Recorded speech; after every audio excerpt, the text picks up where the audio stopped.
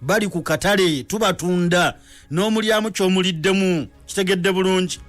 bw'owulira oyagala kugulayo ploti ng'ofunayo omwana omuwala omunigeria ng'omutunda batuwa akaja akawera bw'oba otuusizza okuzimba ng'era ofunayo omulala nga naye omutunda bw'otuuka okusereka era ng'ofunayo omunigeria ng'otunda ng'osereka so nti kati eno bizinesi ebadde egunjiddwawo nnyo era ng'abasajja bangi abakugu mu kukukusa abantu babadde kati bizinesi eno ng'ebakoledde nnyo era nga bagamba nti abaana bano bali ku katale wabula okulwana kubaddewo wakati w'eggwanga erya Nigeria abakungu baayo n'abakungu munda mu ggwanga erya Lebanon okukakasa nti lwakiri omuze guno gusobola okuba nga gukuba ku nsolobotto ogamba otya mukyala Sophie Tapuwo obaka mbufunye munnange katujje twesootinge munnange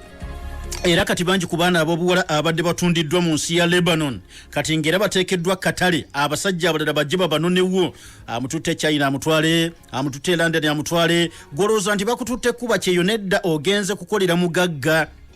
omugagga gw'ogenze okukolera togenda kukola mu factory nedda yakugamba wo stage nga nti gweno ye stage yo kale kubeera kwetunda naye nga sente eziva mu kwetunda omugagga yezigenda mu nsawo ye gwe nakuwangayo omwezi bwakuwayo emitwalo 2 mu sente za Uganda ng'oyisa emikono mu maaso omugagga weebale kubanga n'abamu tebafunirako ddala y'omugagga agamba sikuteekamu kapito wali onyirira bwoti kisiraani abagagga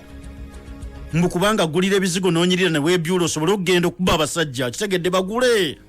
sikuliisa wali omanya okusula ku buliri gwe buliko amasuuka ago kati bangi tebabasasula era senga obanje nnyo kati nga gottibwa kuba bamanya kati gwe olabika ofuuse omugezi tafugika kasita bakuzuula ng'ofuuse omugezi gwe lwakiri bakutta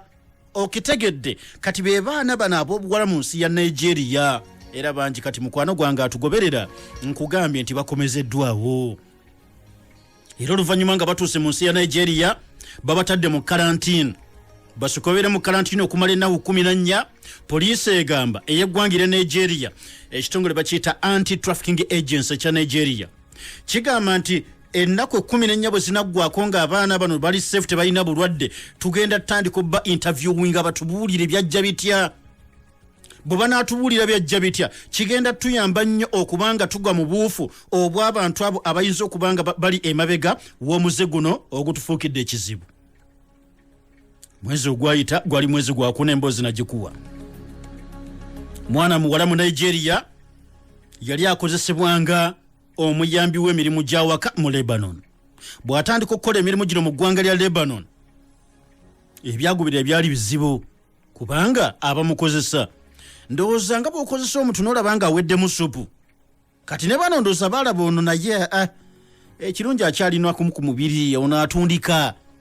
kubanga tumuteekamu ssente buli mwezi lwatukolera se tusobole okuba nga tufunayo omulala kati ono omwana ow'obuwala yava e Nigeria ng'akolera mu Lebanon ne bamussa katale mu kumuteeka ku katale ono yagenda ku Facebook nga leero bw'olaba nti ebintu byafuuse digito emirimu katugikolera ku social media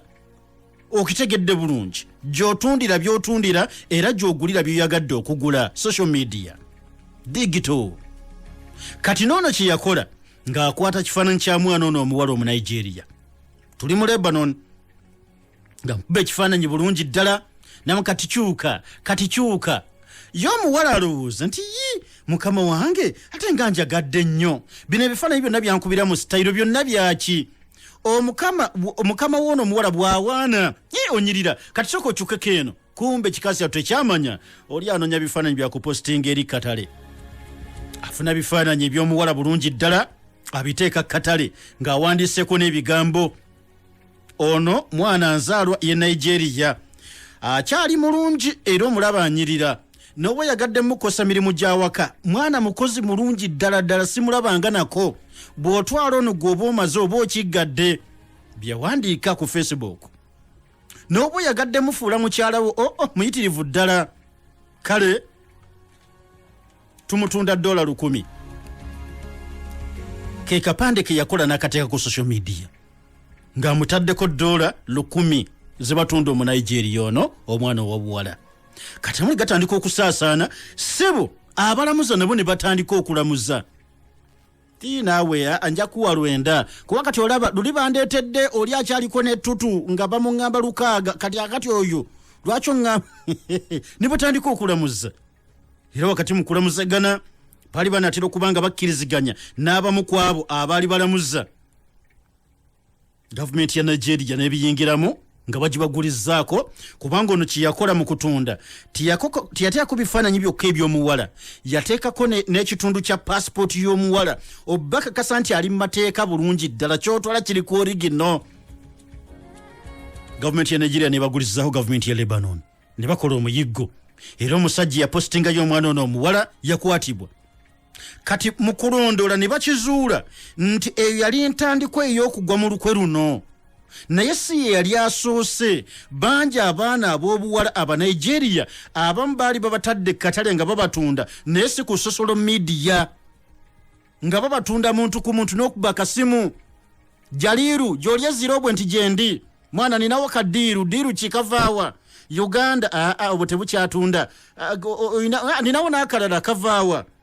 ninawo akeggana gana abagana baguddemu layisi toyinamu bugundi obuvudde emisiri oba Nigeria nina aka Nigeria nti akuleeta kati babadde babutunda bwe batyo bambi obwana obuwala era olinajja n'amunona bwamala omunona ono gwe baguze kitegeeza afuuse muddu kati aba agenze mu buddu bambi. Kati olw'okwaniriza omulembe guno ogwa digito nti lockdown tekosezza gwoka ne mu Lebanon bwetu yali yajja nga takyasobola kutambula na mwana muwala ono mu mmotoka kati ne bagenda ku digito nga batundira ku mutimbagano kyekyayamba oggwa mu lukwe luno nti waliwo entunda y'abaana ab'obuwala efaanana ku bwetyo ekutteyo akati mu nsi eya Lebanon. Kati Nigeria emala obiyingiramu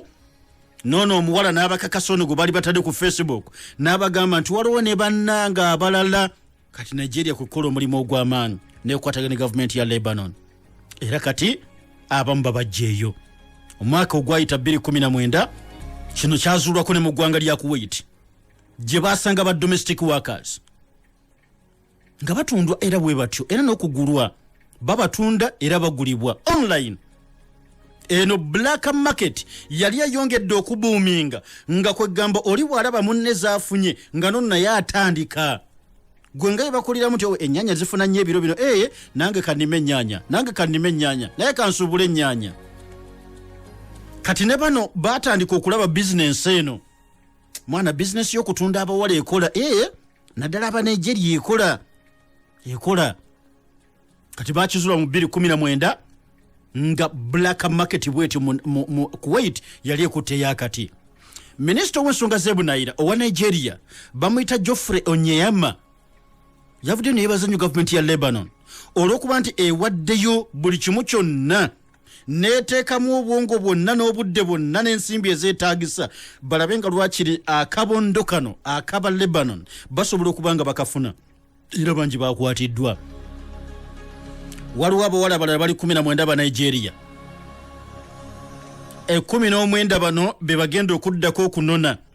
nabo bafuniddwa era kati squad egenda okubanona kyenkana eri mu kkubo. Julie Oka Donley linnya lya mwana muwala gali amanya 3 ago mu Nigeria bamwita Julie Oka Donley yakulemberamu National Agency for the Prohibition of Trafficking in Persons mu nsi ya Nigeria. Agamba bo bakoze kisoboka ne boogereza gavumenti era gavumenti ekkiriza egenda kukwatayo lwakiri kyeneesobola kyonna ekirireetebwa. Buli mwana anaava mu karantine n'atunyumiza emboozi ye balina okubaako ekireetebwa kye balina omumusimbanga gavumenti ya Nigeria ekinaamuyamba okutandika obulamu. Okusinziira ku kitongole kino ekya National Agency for the Prohibition of Trafficking in Persons bagamba nti abaana abawala aba Nigeria bali emitwalo ebiri kati ng'omwaka gwayita 2019 baali emitwalo 2 bakukusibwa ne batwalibwa mu nsi ya Mali. Mu kutwalibwa mu nsi ya Mali abaana bano aboogerwako babakaka okutandika bizinensi y'okwetunda. Omukyalo ono Julie Okadonli agamba nti kati eno naye mu Mali batandise dde okukola omulimu guno ogw'okulaba nga boogereza gavumenti ekkirize